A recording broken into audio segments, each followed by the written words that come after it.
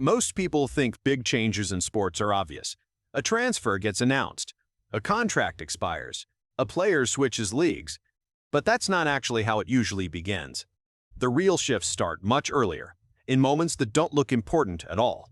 A reaction that feels slightly off, a tone that doesn't match the situation. A player who, for just a few seconds, breaks from the version of themselves we're used to seeing. And if you followed professional golf closely over the past few years, you start to realize that those small moments tend to mean more than the headlines themselves. Because right now, something like that just happened with Bryson DeChambeau, and the reason people are paying attention isn't because of what he said or did on the surface, but because of what it might quietly be pointing toward underneath. This isn't about one moment of frustration. It's about timing, context, and everything surrounding it. And when you start connecting those pieces, it begins to look less like a random reaction and more like the early signal of something much bigger developing in the background. What actually happened was simple. During a recent LIV golf event in Mexico City, Bryson showed visible frustration, not directed at a competitor, not after a costly mistake, but toward the course itself. The setup, the conditions, the way the experience felt. On its own, that's not unusual. Golfers react all the time. It's a sport built on precision, and frustration is part of it. But the reason this moment stood out is because of who it came from. Bryson isn't a player who reacts publicly without a reason. He's built his entire identity around control, analysis, and calculated decision-making. He's someone who typically internalizes problems and works through them methodically. So when a player like that allows frustration to show externally, it changes how you interpret the moment. It stops being about emotion and starts becoming about context, because players like Bryson don't just react, they reveal. And that's where the timing of this becomes important, because this moment didn't happen in isolation. It happened at a point where LIV Golf itself is surrounded by questions. When the league first emerged, it wasn't just competing. It was redefining the structure of professional golf. Massive financial backing, high-profile signings, and a format designed to disrupt everything the traditional system represented. For a period of time, that worked. It created momentum, attention, and a clear sense of direction. But recently, the conversation has shifted. Instead of growth and expansion, the focus has moved toward stability. Reports and discussions around long-term funding, the sustainability of the model, and what happens beyond current agreements have started to surface more frequently. And in professional sports, uncertainty doesn't just exist in the background. It directly influences how players think. Because for players operating at the highest level, decisions are rarely emotional. They're strategic. Every move is tied to longevity, positioning, and future opportunity. And when there's clarity, those decisions are easy to make. But when that clarity starts to fade, even slightly, it changes the way players evaluate their environment. They begin to look ahead, not reactively, but proactively. And that's why moments like this start to matter more. Not because they confirm anything, but because they introduce the possibility that something isn't as stable as it once seemed. This is where Bryson's position becomes particularly interesting. He isn't just another player within the system. He's one of the most recognizable figures in modern golf. A major champion, a player who reshaped how people think about distance, training, and performance. So when someone at that level shows visible frustration within a system they chose to be part of, it naturally raises questions.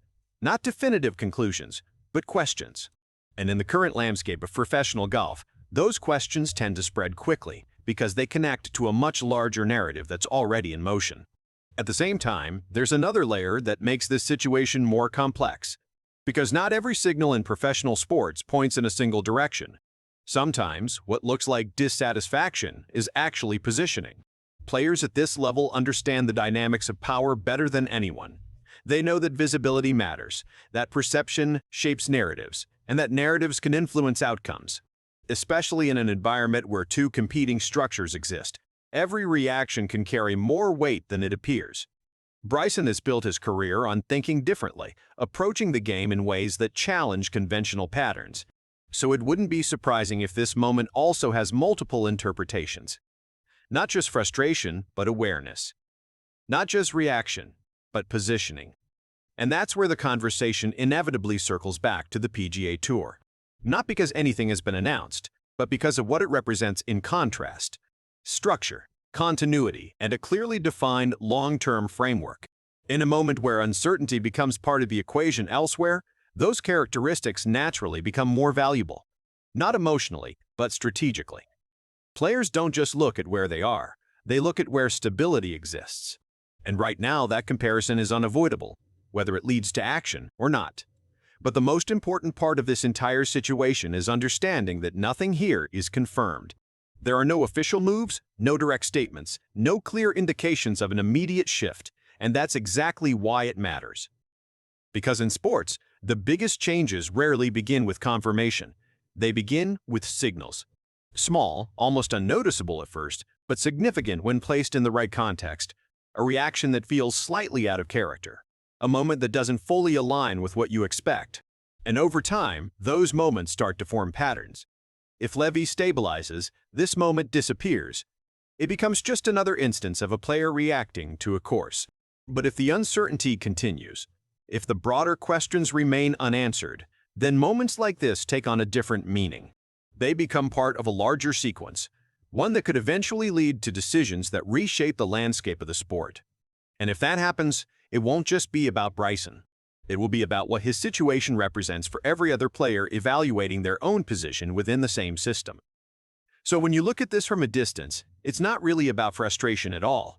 It's about timing, context, and the subtle ways players reveal their mindset without directly stating it, because at this level, very little is accidental.